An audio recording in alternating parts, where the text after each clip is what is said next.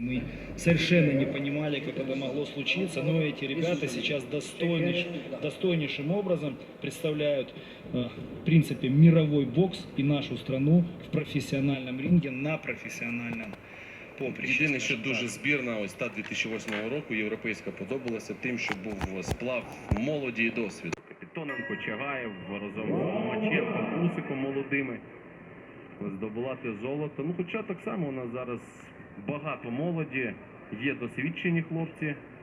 Ну, ты знаешь, я себя тоже считаю достаточно таким опытным тренером, но проводя определенное время в беседах с тем же Ромой Капитоненко, это мой очень хороший друг, да как и твой, Владимир, он рассказывает такие интересные вещи, такие тренировки, которые проходили у них там под эгидой, в том числе и отца Василия Ломаченко, да, те снаряды, которые были у них в обиходе ОФП, это, конечно, ну, круто, по-другому никак не назовешь. И выслушивая его, я ощущал некие мурашки по своему телу.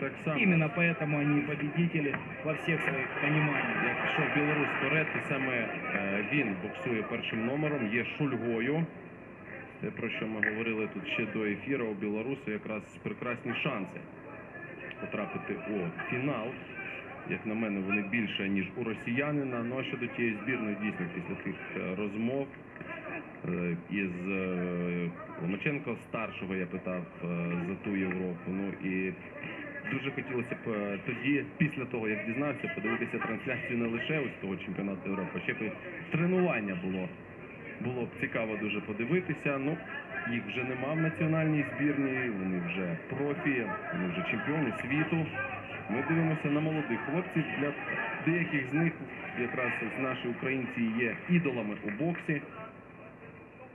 Ну и перші півтори хвилини, як на мене, за белорусом. Ну, достаточно неплохой обмен от обоих боксеров. И каждый из них пытается в первом раунде сейчас занять лидирующую позицию центра ринга.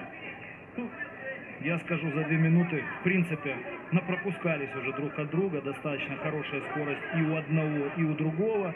Вот. Ну, да, действительно, на мой взгляд, тоже белорус несколько поточнее, пособраннее. Хотя вот уже под конец этой 3 минутки мы видим, что, в принципе, центр ринга чуть-чуть больше за русским. Ну і росіянин є якраз чемпіоном, діючим чемпіоном Росії у ваговій категорії 49. Ну і так само брав участь у Олімпійських іграх, але у першому ж поєдинку програв.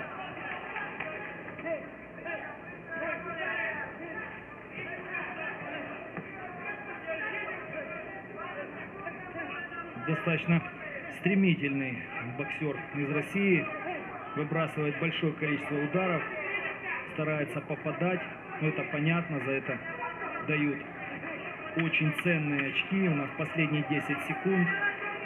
Белорус под концовочку, конечно, немножко сдал позиции, удары у него такие, знаешь, как говорят, под водой, да, немножко уже отекли руки, принял бой русского в этом темпе и чуть-чуть, конечно, начал опаздывать, но еще целых 2 раунда, и мы с тобой знаем, что первый раунд, он, как правило, больше, который вот как раз начинается, это огонь.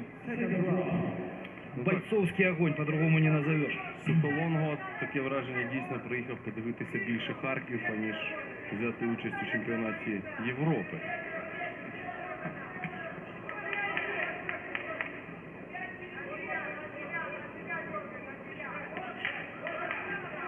Тренеры призывают выдергивать на себя соперника, при этом нарушая собственную защиту.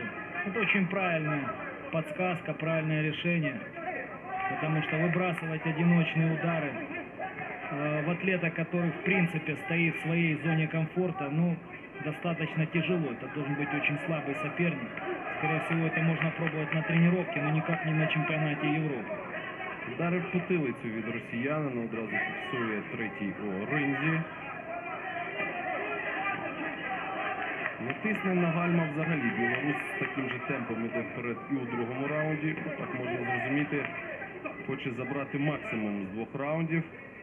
І здається, по-моему, там травма у него, губа. Еще в прошлом поединке против нашего атлета была автограф разорвана. українця, так? Да, там очень хороший разрыв такой. Прям видно, она обвисла у него. Те, про що ми говорили під час чвертьфіналів, за що десь навіть нервували за українців, за розсічення, пам'ятаємо, є у Віті Вихреста, у хевівейті, що тут лише день було на оновлення, якщо там ти можеш відпочити від поєдинку, ось такі розсічення за один день не загоюються. Идет с открытым забралом россиянин. Ну и получает в ответ как раз в ту точку, где у него травма губы. Тут розумна тактика бити у те місце, яке може за один раунд знову починати заважати супернику. Тут можна зрозуміти Кармільчука.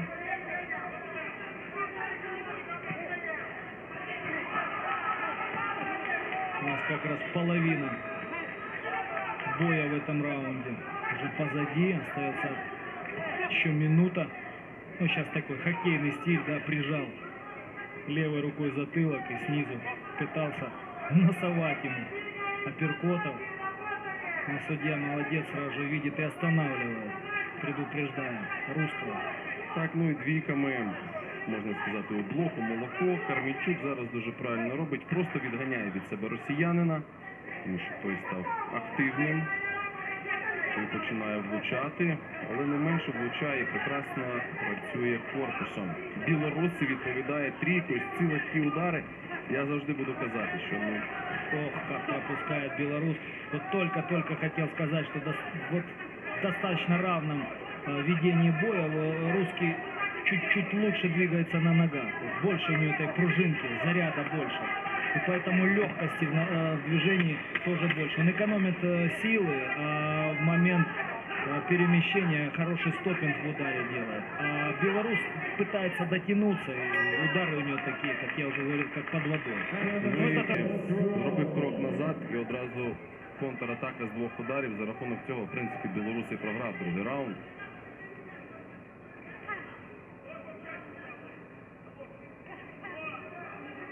Все-таки быстрые, живые ноги – это 90% успеха. Апперкоти з'являються у білоруса. Таке враження, що потужніші удари якраз у представника Білорусі. Да, удар Білорусі, але мощный, он так кількісно, пытается зарядить, конечно, это прям видно. але кількісно росіянин влучає ось двічі, здається, по 3 удари. Голова, тулуб, голова проходить від росіянина. Ну, такой еще почти открытой перчаткой.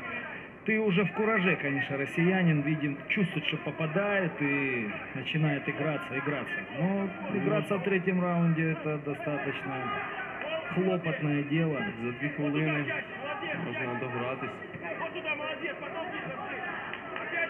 Не дихає, на жаль.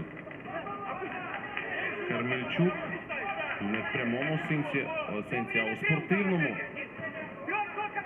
Не выдержал этого темпа, сам не перемещается на ногах, а везде ловит его взглядом. Ну и, конечно, это очень утомительно.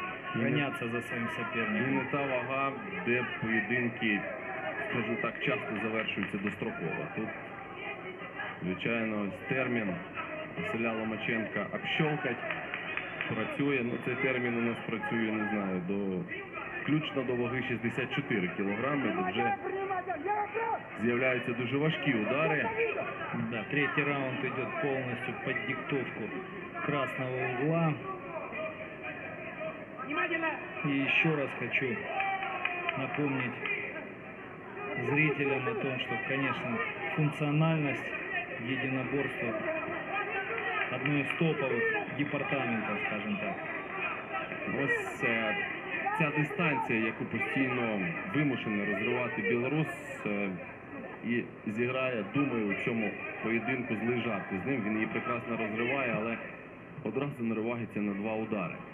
Те, чого не розумів у першому раунді росіянин, програючи той раунд, як на мене, другий, третій прочитав білоруса. Нема що запропонувати нового вже по ходу поєдинку у Кармільчука. И опущена правая рука у белоруса, и постоянно с левой попадает ему русский туда. Прям в висок постоянно. З іншого боку, мені важко усвідомлювати, який може бути план на поєдинок, якщо поєдинок складається з 3 раундів. Бути 3 раунди активним? 100%.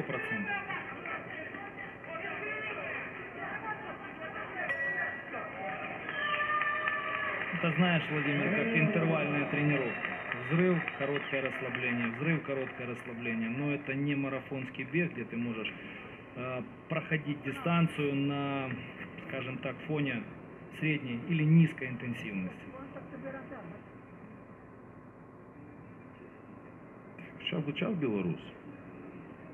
Дуже цікаво, як порахували. Тому що, ну, як на мене, погоджуюсь з тобою, за раундами першим, другим рахунок 1-1. Ну так, на повторах таке враження, що Попадал, нет, Что, белорус тоже Кармельчук? попадал.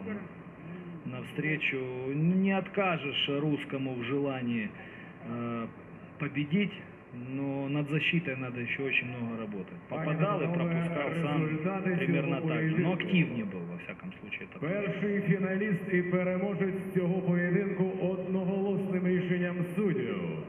The winner by unanimous decision is the boxer of the red corner. так, перший фіналіст у нас із Росії, Василь Єгоров. Ну це що свідчить, що наш Назар Турочин програв вже мінімум фіналісту. Финалисту, причем проиграл, ну, в спорном, как я уже говорил, решении судей, поэтому немножко бы, чуть-чуть бы где-то быть активнее, наверное, да,